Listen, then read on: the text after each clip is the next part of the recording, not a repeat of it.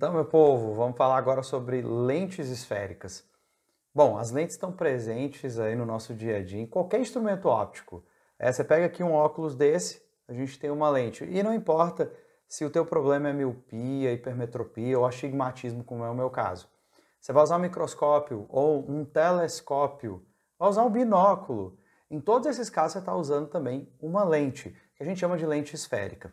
Então, nessa aula, a gente vai fazer uma introdução, vai mostrar como é que a gente analisa essas lentes esféricas, como é que a gente classifica, tá? E pelo menos trabalhar aqui os elementos mais básicos para a gente fazer um estudo sistemático das lentes, tá bom? Então, esses são os objetivos desse vídeo, fazer uma breve introdução para que você tenha uma noção de como é que a gente analisa as lentes esféricas e quais são os principais pontos que você tem que ter cuidado, tá? Inclusive, a gente já vai no início dizer para você como identificar o efeito que uma lente causa, se ela concentra os raios de luz ou se ela afasta os raios de luz. Assim como a gente viu nos espelhos esféricos, né? Tinha o espelho côncavo que era convergente e o espelho convexo que era divergente. Aqui a gente também vai ter uma análise semelhante, você vai ver como é que a gente identifica cada um desses casos, tá bom? Mas aí vamos lá, ó. Seguindo aqui, primeira coisa, vamos para algumas características mais básicas, tá? O que é uma lente esférica? Então, deixa eu só pegar aqui a canetinha, vamos lá. Ó. Então, uma lente esférica, como eu anotei aí, é uma associação de dois dióptros, na qual um deles é necessariamente esférico. O dióptro é aquela fronteira entre dois meios materiais. E aí, um deles tem que ser necessariamente esférico. Por que tem que ser necessariamente esférico? Porque se os dois forem planos, o máximo que você vai ter é um desvio da luz. Mas aí o que acontece? Isso não vai fazer com que eles se concentrem em um determinado ponto ou que eles se dispersem, ou que eles se afastem. Eles vão manter os raios de luz, por exemplo, se os raios vierem paralelos, eles vão se manter paralelos. O máximo que acontece é eles estarem vindo aqui e terminarem depois que passar, né, por esses dois dióptros planos, seguir um pouquinho mais abaixo. Mas a gente não vai perceber essa coisa de proximidade ou de afastamento entre os raios.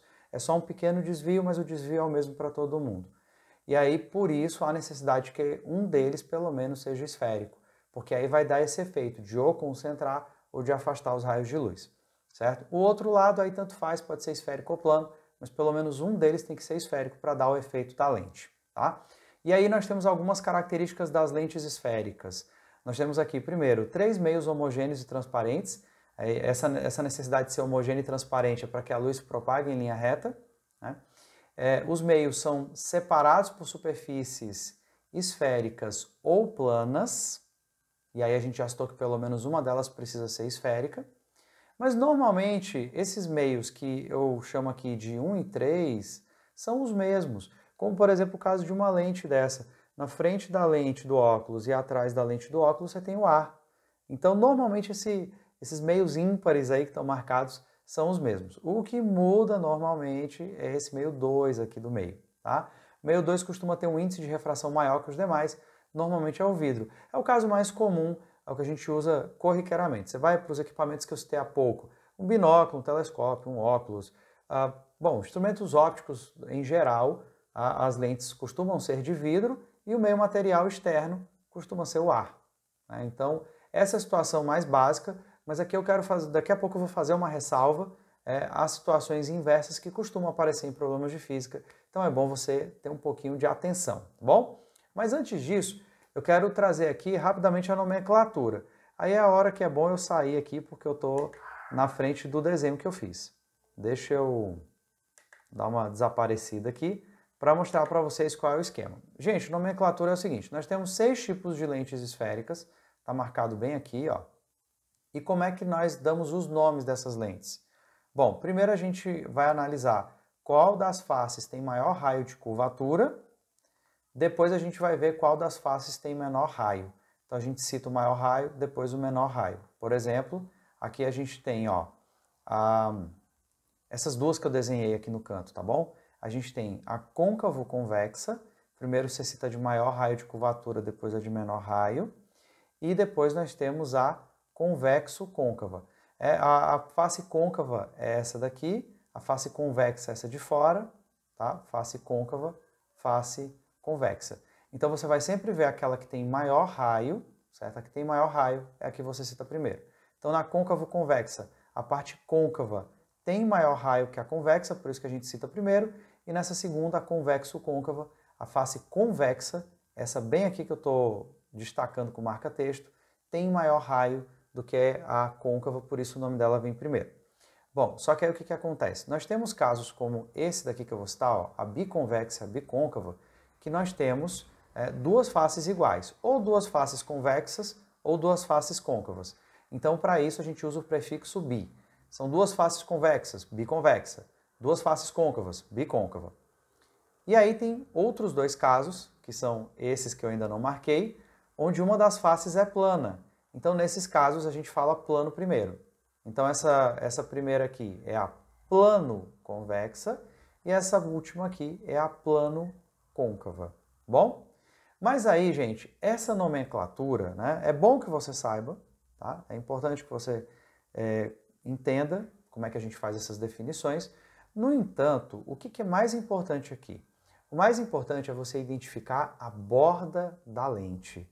Tá? A gente vai se preocupar muito mais aqui com o fato da borda ser fina ou grossa do que propriamente com a nomenclatura da lente. Na maioria das vezes o que eles vão exigir de vocês mesmo é essa identificação se a borda é fina, como essa daqui, ó, ou a côncavo convexa, ou se a borda é grossa, como as demais.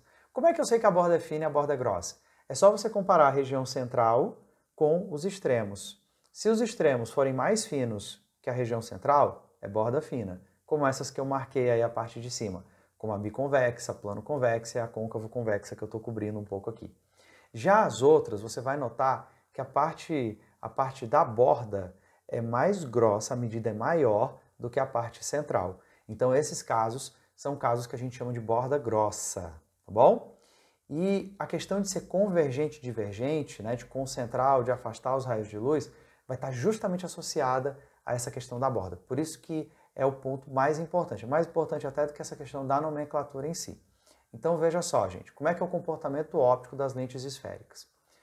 Bom, em geral, tá? Situação mais comum, situação mais trivial da gente ter, como no óculos, eu vou tirar meu óculos de novo, uma lente de vidro no ar, tá? Que é a situação mais comum, mais corriqueira, né?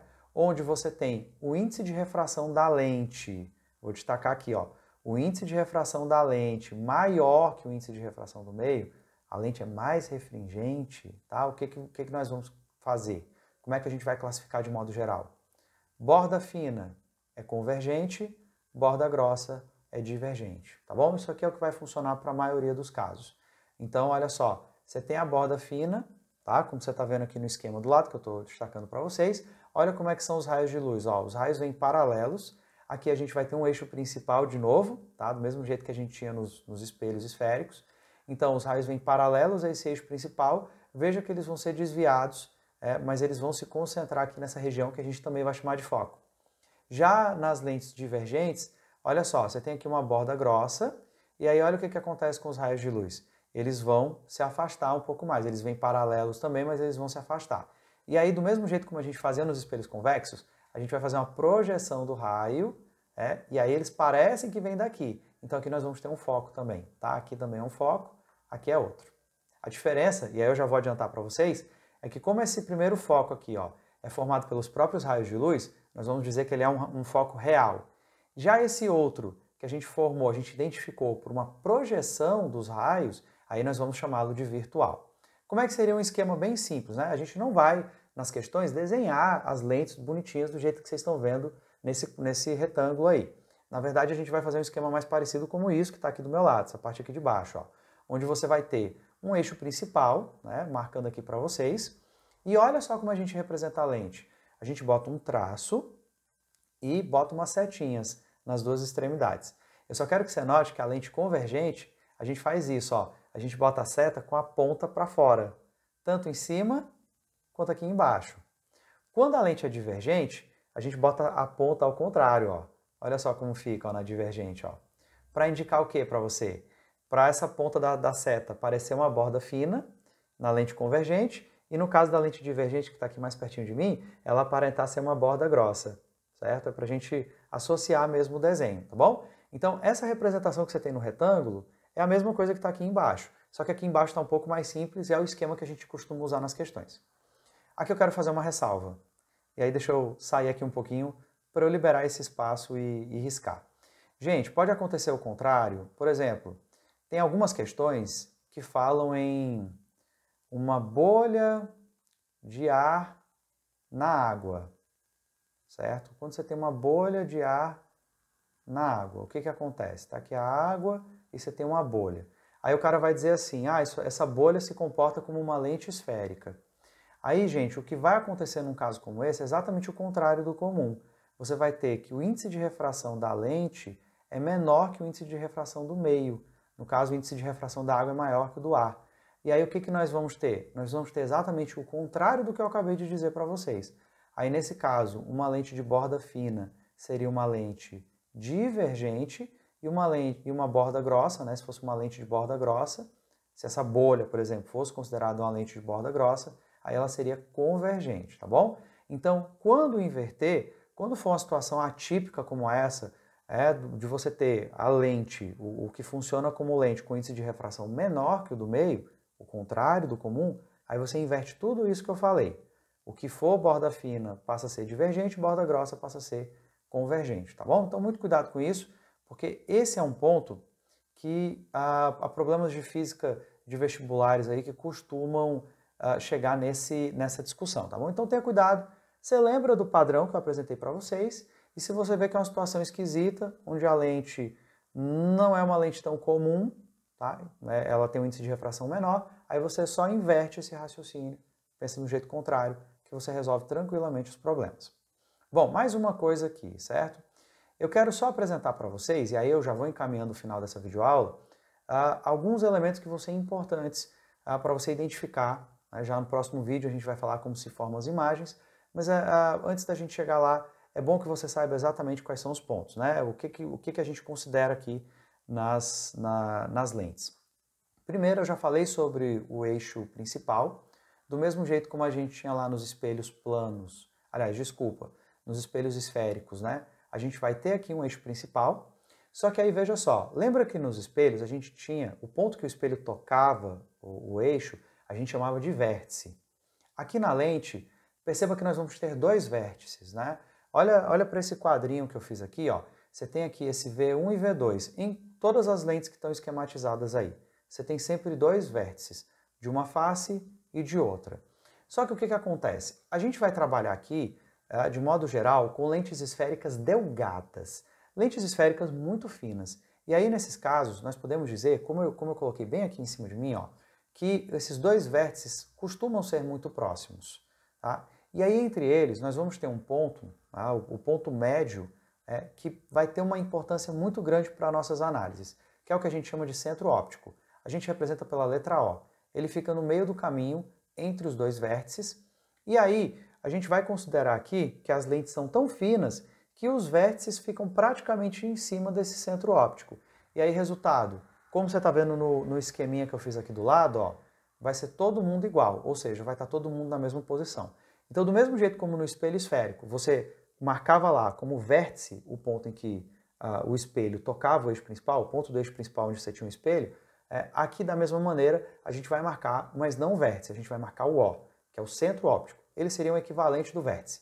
Na verdade, ele resume aí os dois vértices que nós teríamos, tá bom? Então sempre vai ter esse O é o centro óptico. A gente está destacando muito aqui porque ele vai ter uma característica importante na hora que os raios de luz passarem por ele. A gente vai ver que os raios que passarem pelo centro óptico não sofrem desvio. Bom, mas isso vai ser uma coisa que eu quero destacar mais no próximo vídeo. Vamos lá, outra coisa, o foco. Gente, é o seguinte, tanto faz você ter uma lente convergente ou divergente, você vai ver que tem um ponto aí que vai ser relevante. Nesse primeiro esquema, eu só fiz de lente convergente. Você vai ver que no próximo eu vou falar sobre a lente divergente. Então veja só, deixa eu sair um pouquinho aqui da tela para você conseguir visualizar melhor o slide. Olha só, gente, aqui eu tenho dois casos, é a mesma lente convergente. Qual é a diferença das duas? É que nessa primeira, os raios estão saindo aqui do seu lado esquerdo, ó. os raios estão saindo aqui do lado esquerdo da lente. E na outra figura, os raios estão partindo do lado direito, ó. Bom? E aí o que nós temos? Nós temos dois raios aqui, aliás, nós temos um feixe de luz aqui, onde esses raios são paralelos ao eixo principal. O que vai acontecer numa lente convergente? Eles vão sofrer um desvio e vão ser desviados para um ponto comum. Tá? Esse ponto comum eu chamo de foco. Sendo que, detalhe, como a lente permite, essa passagem da luz, essa refração, a gente pode tanto pensar nesse caminho da esquerda para a direita, que é esse primeiro aqui, como a gente pode pensar no caminho da direita para a esquerda, que é esse segundo. Tá? A gente usa o princípio da reversibilidade dos raios de luz para justificar isso. E aí, tanto nós vamos achar esse ponto de concentração de um lado quanto do outro da lente. Tá? Então, nesse caso, nós não vamos ter apenas um foco, nós vamos ter dois focos. A gente chama de F e F' só para diferenciar o que está do lado direito e o que está do lado esquerdo. Tá? Não se preocupe com isso, basicamente o funcionamento deles é o mesmo. O que eu quero destacar também para vocês? Que esses dois focos, tanto de um lado quanto de outro da lente, são simétricos em relação ao centro óptico. O que significa dizer que eles são simétricos em relação ao centro óptico? Significa dizer que eles estão à mesma distância. Então, se essa distância do primeiro for de 3 metros, desse outro aqui também vão ser 3 metros. E outra coisa importante, os dois focos são reais, ou seja, eles são formados pelos próprios raios de luz, certo? A gente percebe a formação deles pelos próprios raios de luz. Vou mudar um pouquinho aqui, você vai ver o foco, mas numa lente divergente. Você vê que eu faço até aquela anotação com a seta ao contrário, para você ter a sensação de que é uma borda grossa. Na lente divergente, o mesmo caso. Os raios vêm paralelos ao eixo principal e aí eles terminam sendo desviados. Eles não são desviados de qualquer maneira. Tá? Aqui eu estou pegando a situação onde eles saem da esquerda, a mesma coisa que eu fiz no outro slide. E aqui eles saem da direita. Tá? É a mesma coisa. Aqui, partindo do conceito, da ideia, do princípio da reversibilidade dos raios de luz. O mesmo caminho que a luz faz na ida, ela pode fazer na volta. Aqui, gente, os raios de luz estão se dispersando, estão se espalhando, mas eles não se espalham de qualquer maneira. Aqui é parecido com os espelhos convexos. Você faz um prolongamento dos raios de luz e você vai perceber que nesse primeiro, eles parecem que vêm desse ponto que eu estou riscando mais forte aqui. Isso seria um foco. Já do outro lado, a mesma coisa. Você vai ver que os raios de luz estão sendo desviados, mas eles parecem que vêm daqui, dessa região que eu estou riscando mais forte. Então, do mesmo modo, nós temos dois focos, eu boto F e F' só para marcar os que são lados diferentes. Do mesmo modo, como nas lentes convergentes, eles são simétricos em relação ao centro óptico, ou seja, eles estão à mesma distância do centro óptico. Essa distância que eu estou marcando aqui é a mesma distância que essa outra. Tá? A pequena diferença é que os dois focos agora são virtuais, porque eu não tenho a formação deles pelos próprios raios de luz. Eu preciso fazer uma projeção. É aquela ideia que eu já disse para vocês. Eles parecem, do jeito que os raios chegam na gente, eles parecem que vêm daquele ponto comum. Tá? Então, por isso, a gente diz que eles são virtuais. Um último ponto para a gente fechar o vídeo de hoje são os pontos antiprincipais. Os pontos antiprincipais, eles ficam numa posição que num espelho esférico seria parecido com o centro de curvatura. Tá? Como assim? Lembra que no centro, o foco, o foco ficava no meio do caminho do centro de curvatura para o vértice. Aqui é a mesma ideia. Tá? Então essa distância que eu marquei aqui é a mesma distância que eu estou marcando aqui. Tá? Eu estou até comentando isso nessa igualdade. Do mesmo modo, aqui do outro lado, também são as mesmas distâncias, certo? Tem uma simetria. Todas as medidas que nós temos de um lado aparecem do outro, tá? E eu boto esse F' e esse A' só para marcar. Vocês já estão vendo aí, aqui a gente já está adiantando um pouco, como é que os raios de luz se comportam nas lentes esféricas. Então você vê que no antiprincipal, olha só que curioso, se é uma lente convergente e o raio passa pelo antiprincipal, ele vai ser desviado e vai acertar o antiprincipal que está do outro lado da lente. Na lente divergente acontece algo parecido, só que é sempre na projeção, porque são pontos virtuais. Aqui o raio iria atingir esse ponto antiprincipal, só que aí ele bate na lente, ele sofre a refração e desvia. Só que ele não é desviado de qualquer maneira, ele é desviado na mesma reta do antiprincipal que estava do outro lado. Então, daqui a pouco a gente vai se acostumar com essas medidas. Aqui é mesmo só para a gente apresentar e você saber que é esse o esquema que nós vamos usar para representar as lentes. Vocês vão ver, por exemplo, que uma lente de uma lupa, tá? É uma lente convergente. Ela vai dar ampliação, ela vai ampliar as imagens. Já, por exemplo, o caso de pessoas que têm miopia, vão usar lentes divergentes para corrigir o problema de visão. Tá? Depois a gente vai entrar em mais detalhes e explicar como é que tudo isso funciona. Mas para o vídeo de hoje já tá bom, eu vou ficando por aqui. A gente se vê no próximo vídeo onde nós vamos formar imagens usando lentes esféricas. Então até lá!